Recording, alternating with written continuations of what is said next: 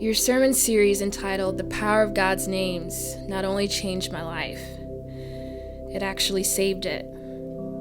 Late last year, I was in a deep, dark depression with suicidal idealizations. It felt like God was far from me and didn't care. I needed help. I sought to have life poured back into me, and your series did just that. I was able to see God on a deeper level and be restored. You helped save my life. I have no doubt that if I had not heard your teachings, I would have lost my footing again and slipped back into depression. I'm so much better now and well on my way to receiving all of God's promises for my life. I used to be a pastor. For over 20 years, I served at different churches. But 3 years ago, I resigned due to a dark secret. I had become involved in viewing online pornography and chat rooms. It ruined my marriage, my relationship with my family, and for months I felt suicidal, like death was stalking me.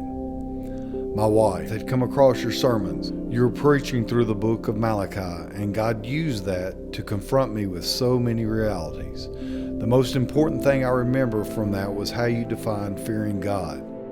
To fear God is to take God seriously. I had to face the truth that I had not been afraid to do something I knew was wrong and sinful.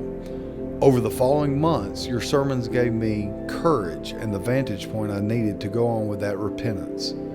You always spoke to the brokenhearted, and that was me. But even though it has taken almost 3 years, I can tell you today that God has given me a new life. He has restored and healed our marriage, my relationship with my children, and even given me new ministry opportunities. I stand amazed at what God has done, and you are a big part of that story.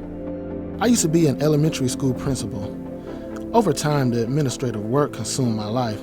I was spending all my time trying to shape the lives of children, but spending very little time with my own wife and children. I had no energy to devote to God, my church, my family, and I was giving God my leftovers. One day, I was scanning through the radio and came across a station that was playing a sermon from a very passionate pastor. He reminded me of a football coach.